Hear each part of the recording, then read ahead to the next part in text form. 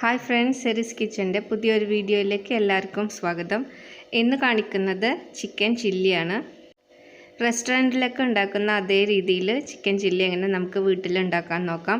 ഇത് കുറച്ച് ഗ്രേവി ഉള്ള ടൈപ്പാണ് ഉണ്ടാക്കുന്നത്. നിങ്ങൾക്ക് വേണമെങ്കിൽ ഒന്ന് ഗ്രേവി ഇല്ലാതെ ഉണ്ടാക്കിയെടുക്കാം. അതിന് വേണ്ടിയിട്ട് ഞാനിതിവിടെ ചിക്കൻ ബോൺലെസ് ആയിട്ടുള്ള ചിക്കൻ ചെറിയ ചെറിയ പീസസ് ആയിട്ട് കട്ട് ചെയ്തെടുത്തിട്ടുണ്ട്. ഇനി ഇതിലേക്കൊരു 1/4 ടീസ്പൂൺ ഇഞ്ചി വെളുത്തുള്ളി പേസ്റ്റ് ചേർത്ത് കൊടുക്കാം. 1 ടീസ്പൂൺ സോയ സോസ് ചേർത്ത് കൊടുക്കുക. Dark soya സോസാണ്. ലൈറ്റ് ആണെങ്കിൽ 1.5 ടീസ്പൂണൊക്കെ ചേർത്ത് കൊടുക്കാം. ഇനി നന്നായിട്ട് കുഴച്ചെടുക്കുക. കുറച്ച് ഉപ്പ് ചേർത്ത് കൊടുക്കണം. ഡാർക്ക് സോയ സോസ് ആകുമ്പോൾ കുറച്ചും കൂടി ഉപ്പ് കൂടുതലുണ്ടാവും. അപ്പം നോക്കിയിട്ട് ഉപ്പ് ചേർത്ത് കൊടുക്കാം. നിങ്ങൾക്ക് വേണമെങ്കിൽ ഇതിലേക്ക് കുറച്ച് കോൺഫ്ലവറും കൂടി ചേർത്ത് കൊടുത്തിട്ട് കുഴച്ചെടുക്കാം. ഞാൻ കോൺഫ്ലവർ ഇപ്പോൾ ചേർക്കുന്നില്ല. പിന്നെ നന്നായിട്ട് കൈകൊണ്ട് തിരുമ്മി പിടിപ്പിച്ച് കുറച്ച് നേരം വെച്ചതിന് ശേഷം നമുക്കിത് വറുത്തെടുക്കണം. ഞാനിത് മാരിനേറ്റ് ചെയ്തിട്ട് ഒരു അരമണിക്കൂർ വെച്ചിട്ടുണ്ടായിരുന്നു. എന്നിട്ട് സൺഫ്ലവർ ഓയിൽ ഒഴിച്ചിട്ട് ഞാനിത് വറുത്തെടുത്തിട്ടുണ്ട്. ഇനി ഇത് നന്നായിട്ട് മൊരിഞ്ഞ് വരേണ്ട ആവശ്യമില്ല. ചെറിയ കഷ്ണങ്ങളായതുകൊണ്ട് തന്നെ പെട്ടെന്ന് വെന്ത് കിട്ടും. അപ്പോൾ ഭയങ്കര ഡാർക്ക് കളറാവാൻ നിൽക്കണ്ട. അതിൻ്റെ മുമ്പ് തന്നെ നമുക്ക് കോരിയെടുക്കാം. ചിക്കൻ നല്ല സോഫ്റ്റ് ആയിട്ടിരിക്കണം. ഇനി നമ്മൾ ചില്ലി ഉണ്ടാക്കാൻ തുടങ്ങുകയാണ്. അപ്പോൾ നമുക്ക് ഈ വറുത്ത എണ്ണയിൽ നിന്ന് ആവശ്യമായിട്ടുള്ള എണ്ണ വേറൊരു പാനിലേക്ക് ഒഴിച്ചു കൊടുക്കാം.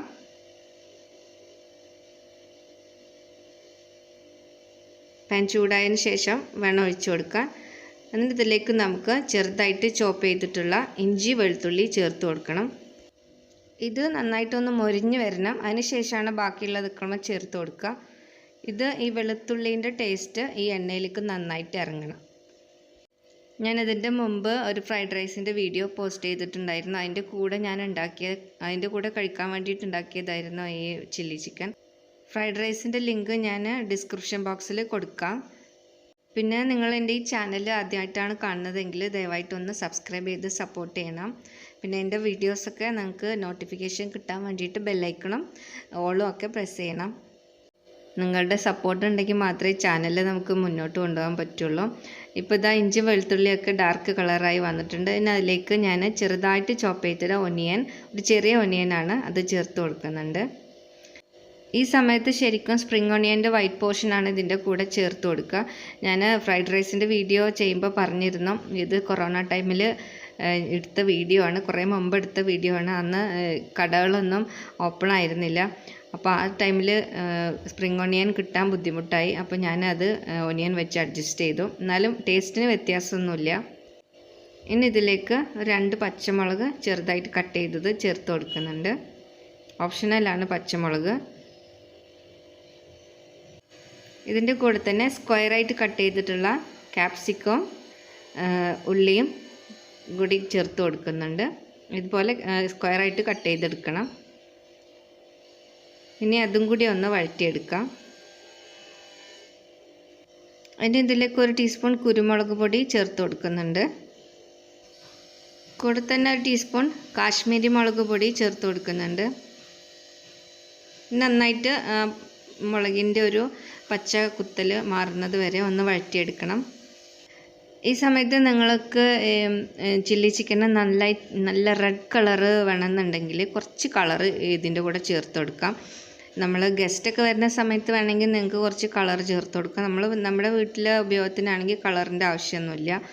ഈ സോയ സോസ് ചേർക്കുന്ന സമയത്ത് കുറച്ച് കളറ് കിട്ടും. അപ്പോൾ ഞാൻ 2 ടേബിൾ സ്പൂൺ സോയ സോസ് ചേർത്തിട്ടുണ്ട്.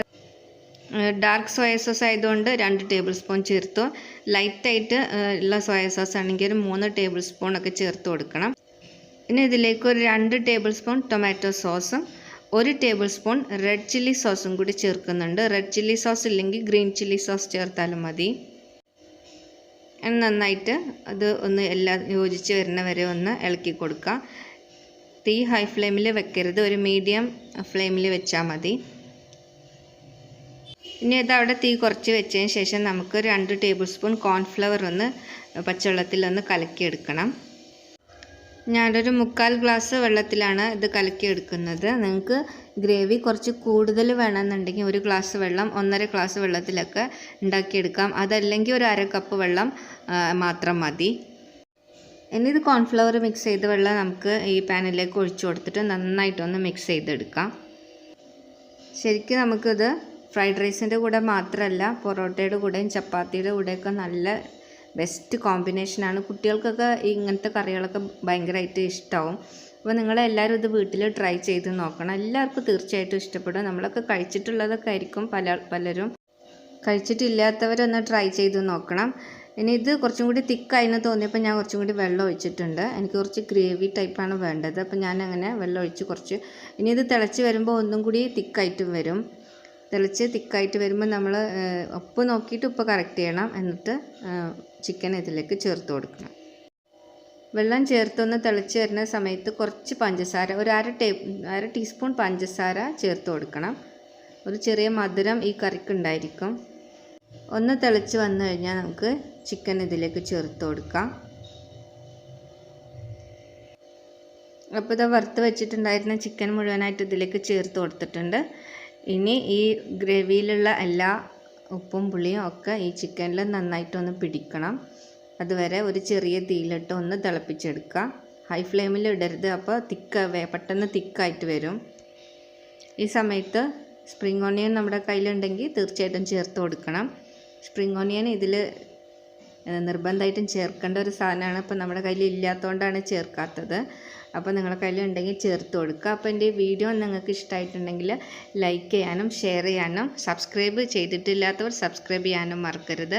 ഇതുപോലത്തെ പുതിയ പുതിയ വീഡിയോസായിട്ട് നമുക്ക് വീണ്ടും കാണാം. Thank you for watching. By.